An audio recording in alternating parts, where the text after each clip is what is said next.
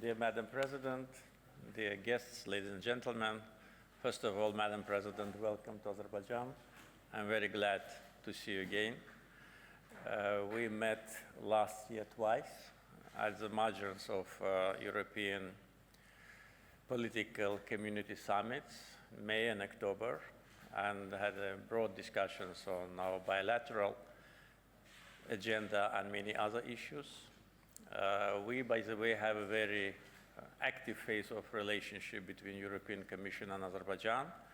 This year, we hosted the President of European Council, Mr. Costa, this March, and then on May, we hosted the Head of European Diplomacy, Madam Kallas, and today, President of European Commission. So I would say this is an unprecedented dynamism in our relationship, which reflects the mutual will of both sides to intensify our cooperation and to strengthen partnership.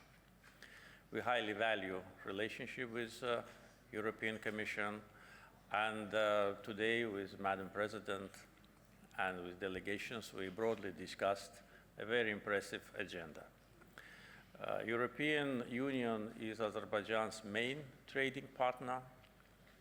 More than 40% of our trade is with member states. And for European Union, Azerbaijan is the main trading partner in the Southern Caucasus. 70%, almost 70% of trade in the Southern Caucasus is trade with Azerbaijan. Of course, we broadly discussed our cooperation in the field of energy, and the visit of Madam President 4 years ago to Azerbaijan was also very important. From this point of view, we signed MOU on strategic partnership in the energy field, and since that time, Azerbaijan's natural gas export to European Union member states increased almost 65%. Today, half of our gas export goes to member states of European Union, and in total, 10 members of European Union are recipients of Azerbaijani gas with the potential to expand this geography. Energy security for every country is today a very important factor of national security, and Azerbaijan invested a lot in political efforts, diplomatic activity, and also financial investments in building infrastructure for transportation of our oil and gas. Southern Gas Corridor is a remarkable example of our common activity. 3,500 kilometers of integrated pipeline systems today is the main artery for transportation of natural gas from Azerbaijan to Europe. Connectivity definitely was one of the important parts of our discussions. Azerbaijan is an active participant and initiator in many cases of the regional transportation projects.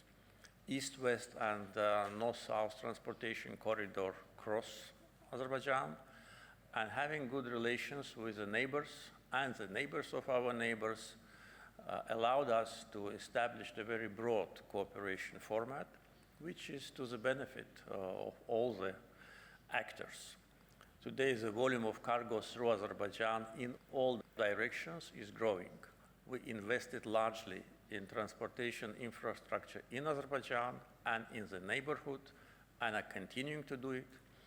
And with respect to the new geopolitical situation, we see that there is a need to expand the capacity of our trade seaports, of our railroad infrastructure. We are doing all of that in line with the schedule and with our own financial resources. Relatively new part in our relationship with European Commission is renewables. We also largely discussed it with Madam President, and with the potential of Azerbaijan of solar, wind, and hydropower, and existing already transmission lines and more to be built, we can become also strategic partners. From this point of view, I informed Madam President that the contracts with foreign and local companies signed so far will allow us to have 8 gigawatts of solar and wind energy in next 5-6 years. This is only what has been signed, which is kind of a contractual commitment, but definitely there'll be more. And of course, we discussed largely the regional security issues, especially the normalization process between Azerbaijan and Armenia, which goes successfully. Last August in Washington, in the White House, in the presence of President Trump, Armenia and Azerbaijan signed a joint declaration. President Trump also signed it as a witness, and also Armenia and Azerbaijan initialed the text of the peace agreement. So de facto, peace is done, and we see the benefits. We made many unilateral steps in order to demonstrate that peace is not only on paper, but we can feel it in day-to-day life. Azerbaijan lifted all the restrictions on transit of goods through its territory to Armenia. That restriction was imposed because of occupation of our internationally recognized territories by Armenia. We also started to supply Armenia with a critical fuel, particularly gasoline, diesel. In today's geopolitical situation, it has even bigger importance than ever before. So we are demonstrating that for us, peace is something we can already touch, we can feel it, and we are learning to live in peace. We lived under occupation for 30 years, and we restored our sovereignty and territorial integrity ourselves by force and by political means, and we offered peace to Armenia. So now peace is reality, but we must work hard in order to strengthen it, to make it long-lasting, to make it eternal. And of course, we highly appreciate the support of European Commission, and Madam President also informed me that European Commission can and want to be very helpful, and we appreciate any help, any assistance from this point of view. And I think that that will strengthen the dynamism in the region, that will allow Southern Caucasus to be an area free from any territorial claims, any conflicts, the area of partnership, cooperation, and peace. Once again, Madam President, welcome to Azerbaijan, and wish you a pleasant stay. Thank you very much, President Aliyev. Thank you for the warm welcome. And it is very good to be back in Baku, this remarkable city, a place where rich and ancient heritage meets striking modern architecture. And it's a reflection of the forward-looking ambitions of today's Azerbaijan. I'm here today to deepen our partnership that matters greatly to the European Union, and one that has real momentum, as the President just described. But first, let me also turn to the most important development in this region in decades, and that is peace. I want to congratulate you for initiating a historic peace agreement with Armenia.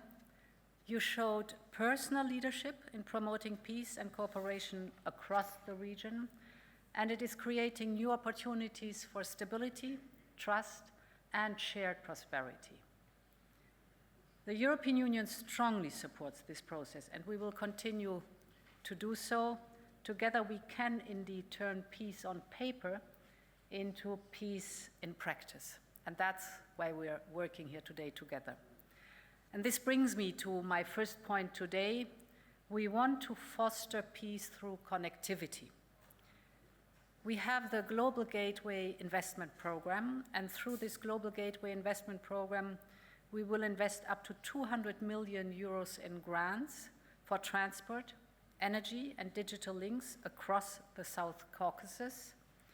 This has the potential to mobilize up to 2 billion euros in public and private investment.